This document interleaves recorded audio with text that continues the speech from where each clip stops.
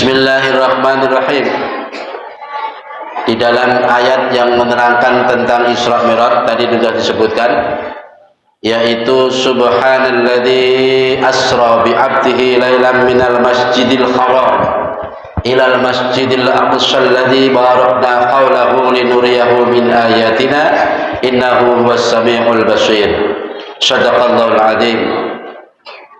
Alhamdulillahirabbil alamin. Malam ini kita dikumpulkan dalam keadaan sehat walafiat oleh Allah Subhanahu wa taala guna kita mendapatkan hikmah yang besar sebagaimana pernah dialami oleh Rasulullah sallallahu alaihi wasallam, yaitu sebuah peristiwa yang mungkin menurut akal pikiran manusia tidak masuk.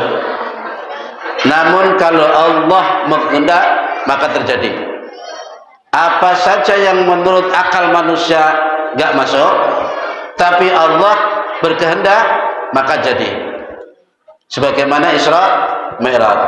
Maka ayat yang menerangkan tentang Isra Mi'raj diawali dengan ayat subhanalladzi. Pakai kata tasbih. Subhana itu tasbih. Maha suci zat atau Allah yang telah memperjalankan hambanya. Kata asra itu dari kosakata saro, artinya berjalan. Tapi kalau asra memperjalankan.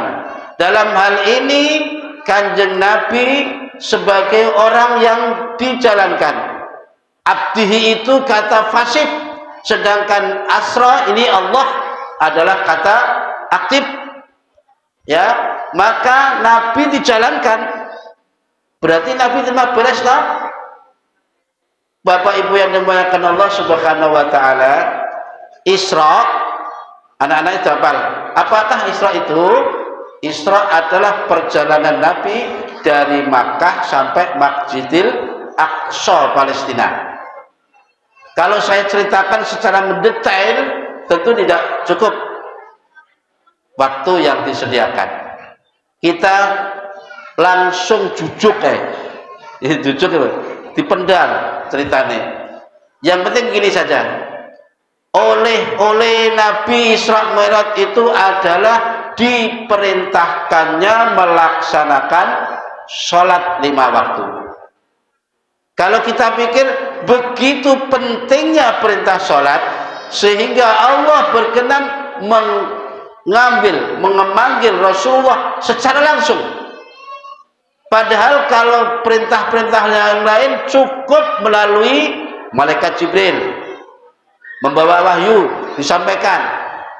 Bisa jadi langsung wahyu itu turun diterima Rasulullah. Perintah zakat, perintah puasa, cukup malaikat Jibril yang menyampaikan. Tapi kalau perintah sholat, Allah berkenan memanggil langsung Kanjeng Nabi untuk menghadap. Ini berarti menandakan sholat itu bukan main-main. Kedudukan sholat di dalam agama bagaikan kedudukan kepala dalam tubuh kita. Bapak Ibu yang dimuliakan, kalau ada orang tangannya putus, mungkin masih bisa hidup. Kakinya putus sebelah, mungkin bisa hidup, atau dua-duanya masih bisa hidup. Tapi kalau kepalanya terpenggal, kira-kira bisa hidup enggak? Bisa hidup enggak?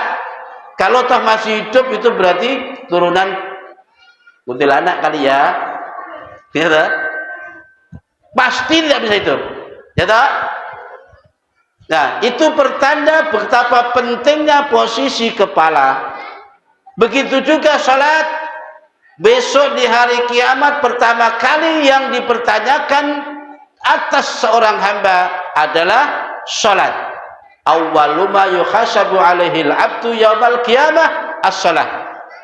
Pertama kali yang dihisab atas diri hamba adalah salatnya.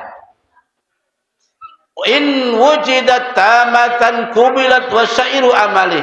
Manakala salat itu didapati sempurna, maka seluruh amal-amal yang lain diterima oleh Allah. Tapi kalau sholatnya didapati tidak sempurna, ada yang bolong-bolong, ada yang sama sekali gak ada, meskipun amal baik yang lain itu banyak, maka ditolak semuanya. Ruddat wasairu amali. Karena sholat itu penting.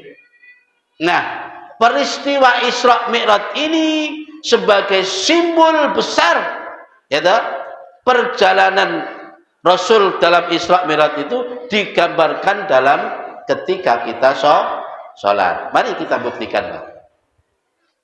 Nabi saat itu sedang berbaring.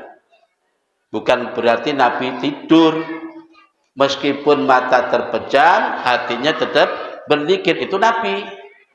Beda kalau kita, ya toh, matanya melek, hatinya enggak berzikir, apalagi matanya merem. Ya toh? Nah, Nabi enggak, meskipun mata terpejam, hati tetap berzikir. Itu Nabi. Nah, ketika itu lalu datang tiba-tiba malaikat Jibril sama dengan ditemani dengan malaikat Mikail. Kali itu Jibril membawa 2 bokor. Bokor wadah banyu air. Sesingkat cerita, dada Nabi dibelah, lalu hati Nabi dibersihkan dari sifat-sifat dan kotoran-kotoran yang tercela, dari sifat drengki, sifat kasut, sifat riya, sifat ujub, digosok, dihabisi, bersihkan, lalu dikembalikan lagi, ya, kembalikan lagi. Ini yang membelah malaikat, nggak usah ditiru loh. Yang membelah malaikat Jibril, kemudian dikembalikan lagi, set, ya selesai malaikat yang belah. Nah, setelah itu baru Nabi diraih tangannya, ayo Muhammad ikut aku. Kemana? Ila hadrati rabbik, ke hadapan Tuhanmu. Tiba-tiba Nabi begitu sadar sudah di atas buraq, namanya buraq. Buraq itu kendaraan berbentuk ya hewan lah, hewan kayak begal, kuda tapi enggak kuda. Ya pokoknya gitulah buraq aja. Itu kecepatnya sekejap kilap. Begitu led hilang sudah. Itu buraq. Ya. Itu pertanda bahwa simbol bagi kita, setiap kali orang mau menghadap Allah tentu disyaratkan harus bersih dulu, minimal bersih jasad dohir. Makanya kita ketika mau sholat kan suruh wudhu, Pak, Bu, ya, wudhu dulu. Jadi dosa-dosa kecil dihilangkan dulu. Syukur kalau hati ini sampai bersih dari sifat-sifat madmumah yang tercela, dibersihkan dulu. Kemudian di dalam perjalanan tidak semulus itu Nabi berjalan. Ya, pertama kali berjalan beberapa saat Nabi suruh turun malaikat Jibril. Ya Muhammad, turun sejenak. Lalu sholatlah 2 rakaat. Nabi sholat 2 rakaat di tempat itu. Lalu diajak lagi berangkat. Dalam perjalanan ini Nabi bertanya, ya Jibril, di mana tadi kita berhenti? Jibril menjawab, itu di tanah Thayyibah. Tanah Thayyibah itu tanah sekarang Madinah itu, Pak. Kata Jibril, tanah ini wahai Muhammad nanti tempat di mana kamu hijrah bersama sahabatmu. Makanya disebut tanah Thayyibah atau disebut tanah Madinah sekarang ini. Berjalan. Beberapa saat malaikat Jibril bertanya lagi, suruh turun lagi. Ya Muhammad, turun sejenak. Lalu Nabi turun, disuruh sholat lagi 2 rakaat. Ya tak? Padahal saat itu belum ada perintah sholat. Tapi karena sudah menjadi kebiasaan menghadap Allah dengan cara begitu, ya tak? Suruh sholat 2 rakaat. Setelah sholat selesai, lalu jajak berangkat lagi malaikat Jibril. Ya tak?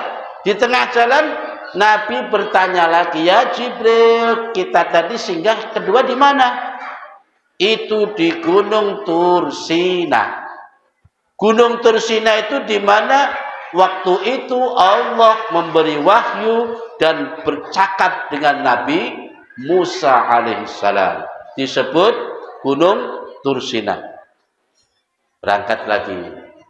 Tak lama lagi, nah, malaikat Jibril berkata lagi, ya Muhammad turun, sholatlah 2 rakaat. Ini perjalanan Isra loh Pak, perjalanan Isra ini. Ya, turun lagi, lalu sholat 2 rakaat lagi, berangkat lagi. Ya, Nabi di tengah jalan bertanya, ya Jibril, kita singgah yang ketiga tadi di mana? Kata Jibril, ketika itu kita berada di Baitul Lahmi. Baitul Lahmi. Sekarang ini Bethlehem itu. Yerusalem yang jadi rebutan sampai sekarang. Bethlehem. Di mana tanah itu, daerah itu Nabi Isa alaihissalam dilahirkan di tanah Bethlehem sekarang, Yerusalem. Sampai sekarang jadi rebutan terus kan itu. Nah, berjalan Nabi, terus berjalan. Tak lama kemudian Nabi mendengar panggilan, ya Muhammad, tolong berhenti, dari arah kanan. Ya tak? Dari arah kanan. Nabi sedikit pun tidak menoleh. Tidak menoleh, jalan terus.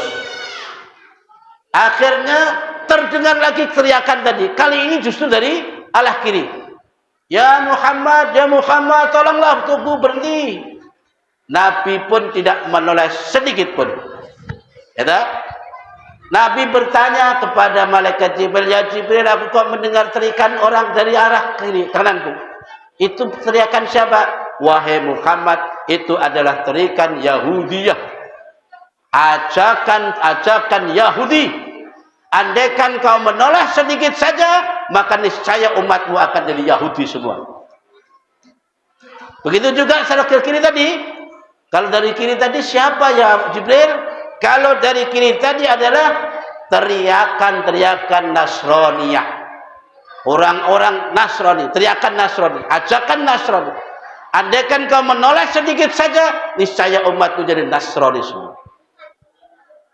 Ini jawaban Jibril. Tak lama kemudian Nabi dihadang oleh seorang perempuan dengan paras yang sedemikian rupa. Molek, cantik, bakhenol, rambut terurai. Tapi anehnya, Bu, anehnya ini, perempuan ini membelakangi Nabi, nyegat tapi membelakangi. Ya tak? Aneh ini. Ya tak? Malaikat Jibril lalu bertanya, ini siapa Jibril? Siapa ini Jibril? Itu adalah gambaran dunia. Andaikan engkau berhenti dan menengok sedikit saja, niscaya umatmu akan lebih memilih dunia daripada akhirat. Nah, ini gambaran semua. Dari setiap langkah yang dialami oleh Rasul itu sebagai simbol kehidupan manusia. Ya, dunia itu gambarannya kayak wong wedok lho, Pak. Jadi dari jauhan itu kayak menggoda. Ya toh, kayak semok gemulai, rambutnya terurai. Begitu nengok ternyata ini wong tuwek. Ya toh? Gambaran dunia juga begitu. Awalnya kalau kita belum dapatin, ya kita benar-benar mau meraih, tapi begitu kita kejar, justru dia lari. Ketika kita diam, dia mengawe-ngawe gini, melambai-lambaikan gini. Ketika kita kejar, dia lari. Itu dunia. Maka barang siapa mengejar dunia, siapkan dirinya untuk kecewa. Siapkan diri untuk kecewa. Wis jelas nih. Soalnya dunia itu begitu melengah, tiba ini. Itu simbol ya. Simbol itu. Ketoke menggiurkan. Tapi begitu kita raih dapati, ternyata hanya segitu-gitu aja. Tidak bisa membuat orang bahagia, sempurna tidak. Rata-rata mengecewakan. Itu dunia. Baik. Itulah gambaran. Lalu Nabi sampailah di Baitul Maqdis. Kali itu masih di luar, di halaman. Lalu malaikat Jibril menancang itu buruk, di sebuah batu besar, di mana itu dulu nabi-nabi terdahulu menyancang kendaraannya dari situ. Nabi dituntun oleh Jibril diajak mampir ke tempat-tempat yang bersejarah. Ini kan pada karo ziarah lah jenenge. Ya tak? Jadi Nabi Isra Mi'raj ini ziarah juga kan. Ziarah tuh ditedohno tempat di mana Nabi Musa dilahirkan, Nabi Isa dilahirkan, di tempat di mana Nabi Musa mendapatkan kalamullah, di tempat di mana nantinya akan dibuat tempat hijrah. Itu kan ziarah namanya, ziarah. Nah, begitu sampai di depan Baitul Maqdis, Masjidil Aqsa, lalu Nabi dihadapkan 2 gelas, satu berisi susu, yang satunya berisi racun. Ada madu, ada arak ya. Lalu malaikat Jibril menyuruh Nabi minum. Nabi langsung dengan mantap milih gelas yang ada madunya. Langsung susu orang madu, susu. Langsung diminum tanpa ragu.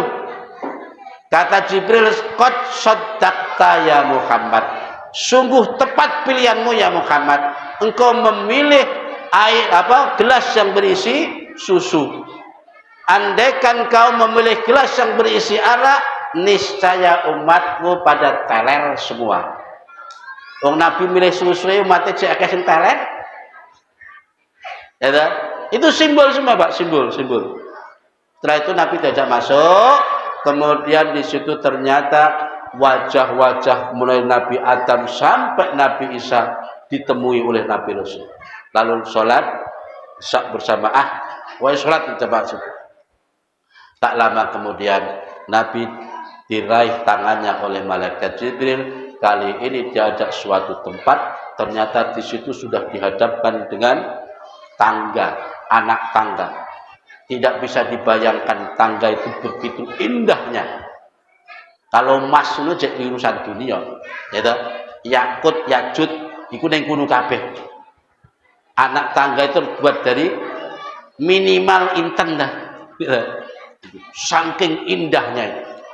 Itulah namanya Mi'raj. Mi'raj itu tangga, Pak. Sampailah Nabi ke langit pertama, langit kedua, langit ketiga. Prosesnya panjang, Pak. Setiap langit itu malaikat Jibril menggedor-gedor pintu. Karena di sana ada penjaganya. Ya, ada penjaganya. Baik, Bapak Ibu yang dimuliakan, singkat cerita, Nabi menghadap Allah Subhanahu wa taala dengan menerima perintah sholat 5 waktu, bukan untuk Nabi saja, tapi juga untuk umatnya semuanya. Itulah oleh-oleh dan hikmah di mana Isra Mi'raj perjalanan Rasulullah telah dialaminya. Kita juga begitu. Nabi setelah Isra Mi'raj itu menjawab, bersabda, as-salatu mi'rajul mu'minin. Salat itu sebagai mi'rajnya orang mukmin. Mi'raj itu naik pokoknya. Mi'raj itu naik tangga. Salat itu sebagai mi'rajnya orang mukmin. Artinya wong nek ora tau salat berarti gak tahu mi'raj menghadap Allah. Atau orang yang sholat tapi nggak khusyuk, nggak tahu artinya, nggak tahu apa-apanya, sama dengan tidak pernah mi'raj, nggak pernah mi'raj. Nah, setelah itu Pak, Nabi juga dijak jalan-jalan oleh Jibril, ya tak? Karena dalam ayatnya itu linuriyahu min ayatina, agar kami perlihatkan kepadanya akan tanda-tanda kebesaranku, kata Allah begitu. Akhirnya Nabi diajak melihat surga pertama.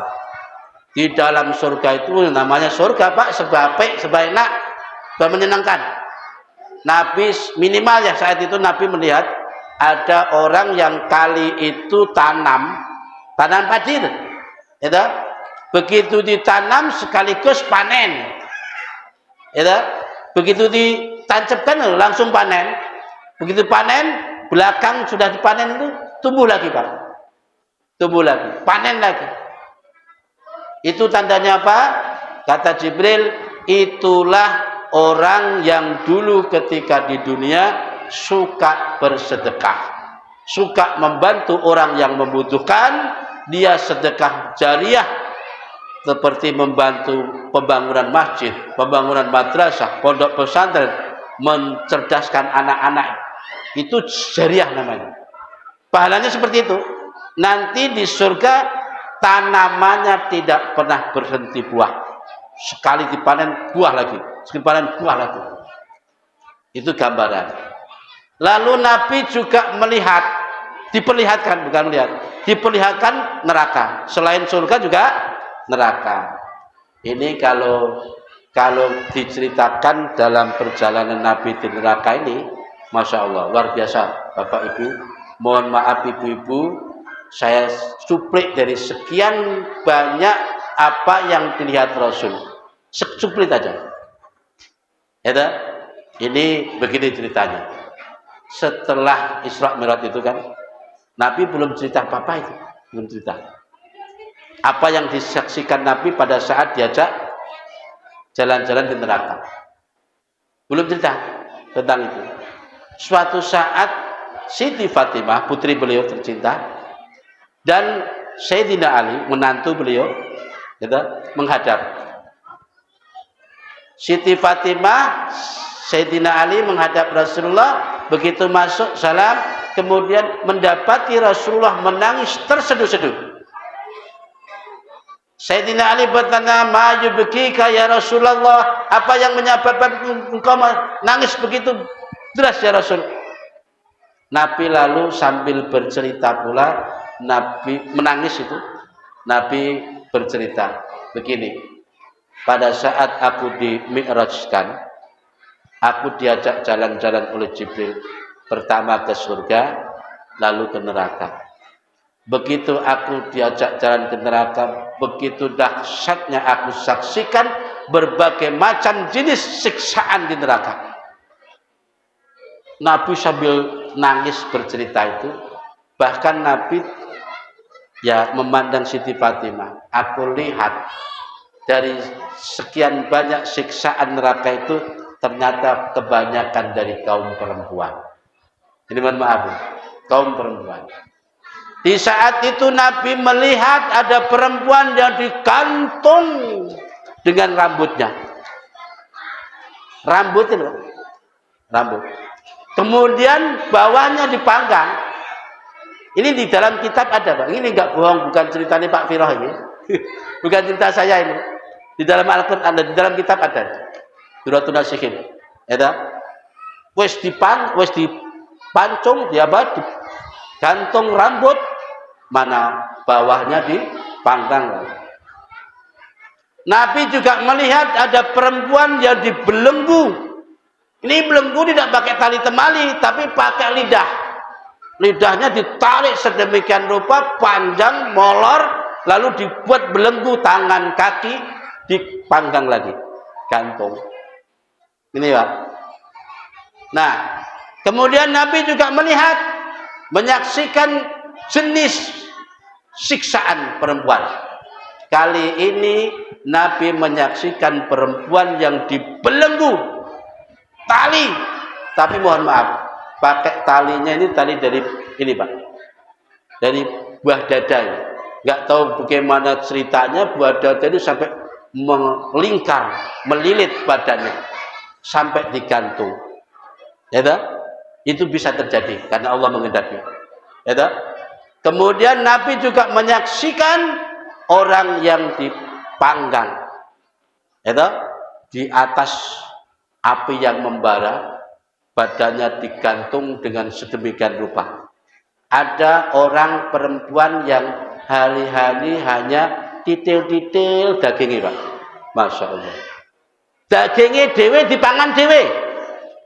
Bapaknya ini kok sawangannya kok adem dipanggang. Terus dititili Pak, pangan. Jasadnya sendiri dipangan. Nabi juga menyaksikan orang yang mengguntingi lidahnya, diguntingi dewe, guntingi dewe.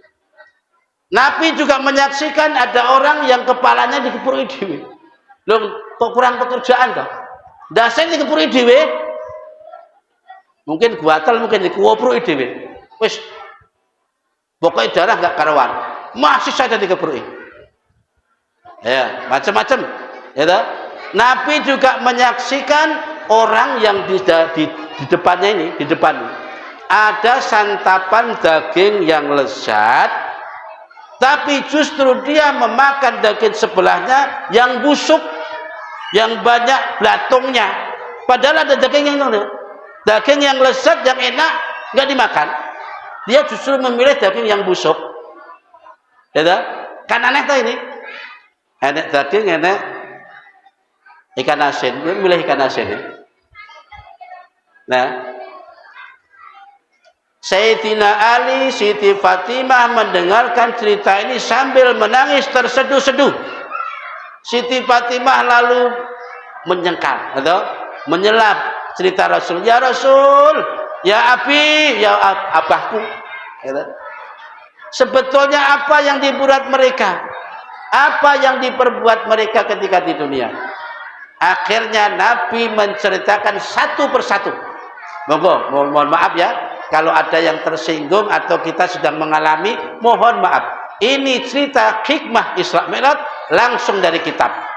Kalau nggak percaya tak dono kitab ya, bukan karang-karangan. Biasanya yang cerita Isra Mi'raj kan perjalanan gunung Kiwang. Ini jarang diangkat.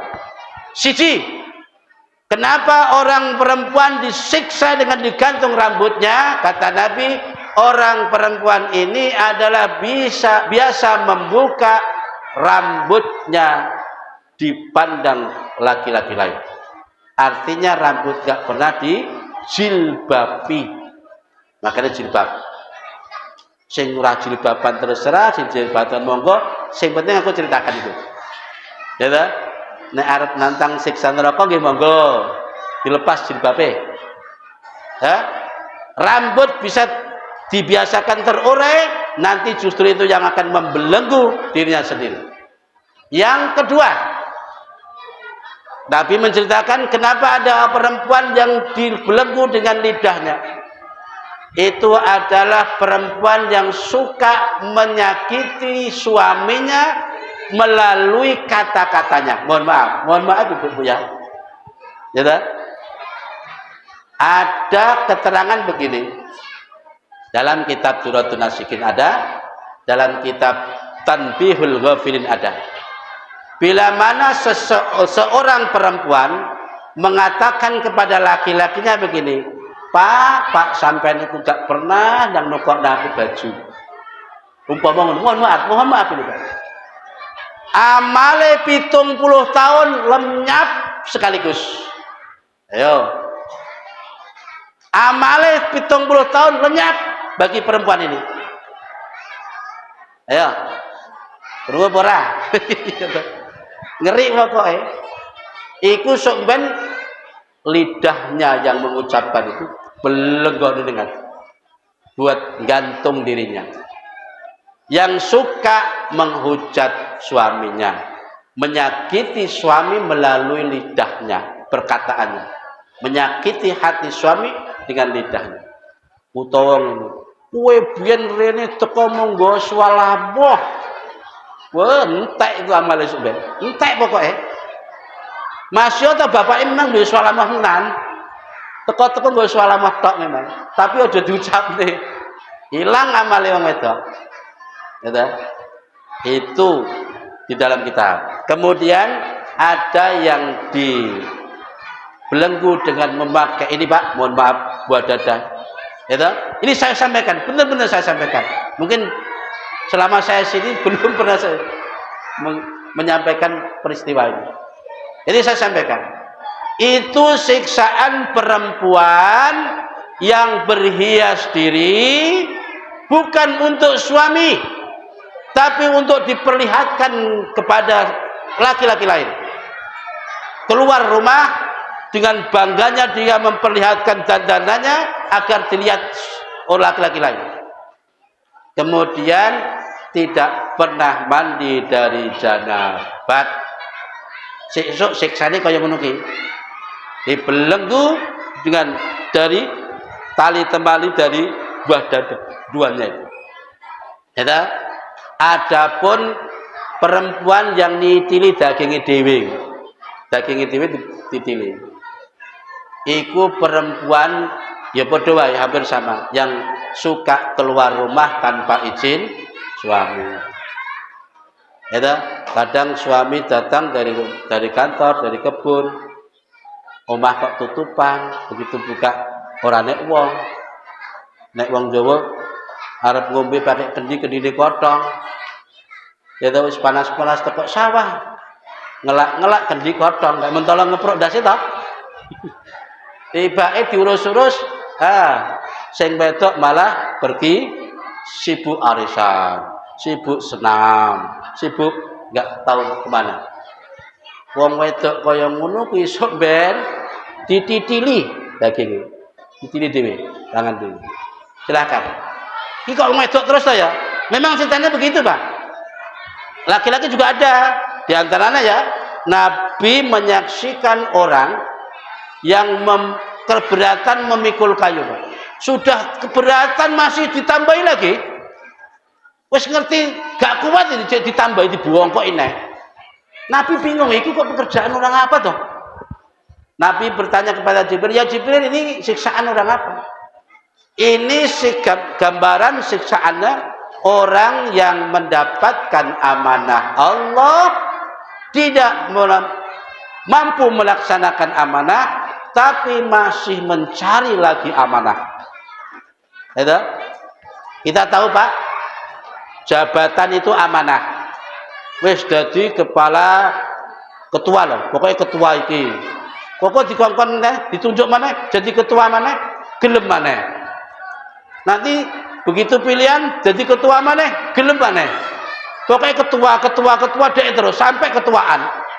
Dek kabeh. Padahal nggak mampu. Orang ini gambarannya sebenarnya ngono, Bang. Mikul wis kabotan isih ditambahi sampai segitu.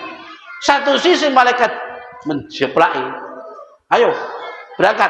Ayo, diangkat. Jadi satu sisi malaikat mencambuk. Itu gambaran orang yang tidak mampu mengemban amanah Allah. Bicara tentang amanah, jangan merasa aman Bapak Ibu. Seluruh nikmat Allah yang diberikan kepada kita ini amanah. Ini amanah. Kesehatan ini amanah. Jasad ini amanah. Anak bojo amanah kabeh. Besok akan dipertanyakan. Kalau kita tidak mampu melaksanakan amanah itu, ya siksane kaya ngono ki maksudnya. Anak amanah, istri amanah. Enggak usah jauh-jauh anak istri lah. Badan ini semua amanah. Mata nanti ditanyakan. Tangan ditanyakan. Semua amanah, titipan. Dalam sebuah cerita sepanjang ini, yang ditekankan oleh Nabi bahwa oleh-oleh terbesar dalam perjalanan Isra Mi'raj adalah sholat. Nek wis bar memperingati Isra Mi'raj masjidnya kok jek sepi, berarti iki ora wani siksane pangeran. Wani siksane pangeran. Berarti siap kayak gambaran ini kayak ngono mau. Adapun orang yang dikepruki ndase dhewe iki lho, Pak. Wong kok kaya duwe kerjaan. Ndase dhewe dikepruki dhewe. Begitu utuh kok kepruki maneh sampai pecah itu. Terus begitu, selalu begitu. Nabi bertanya, ya Jibril, ini siksaan apa? Wahai Muhammad, itu adalah siksaan orang yang terasa berat kepalanya melaksanakan sholat perintah Allah. Itulah siksaan.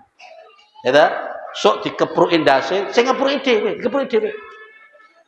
Krungu adzan bukannya segera ke masjid, tapi malah asik dengan kegiatannya masing-masing. Ini cerita yang saya dapatkan langsung dari kitab, bukan main-main, bukan kalangan. Itulah cerita daripada perjalanan Isra Mi'raj Rasulullah SAW. Bapak Ibu yang dimuliakan, kisah yang sebenarnya perjalanan itu mengandung istilah. Kenapa toh Allah kok dadak delalah memperjalankan Nabi dari Mekah ke Palestina? Padahal andaikan Allah memanggil secara langsung dicemot malaikat kan jemput, itu kan ya bisa. Allah lebih mampu itu. Tapi kenapa kok delalah kok diperjalankan dari Mekah ke Palestina, barangnya apa?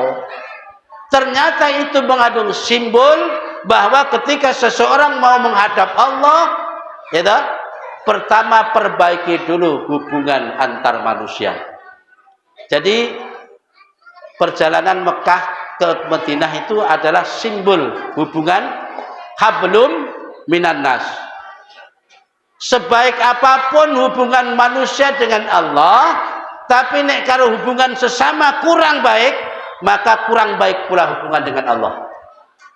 Wis tong ibadah terus wengi, tapi anek tanggane lara gak tau niliki.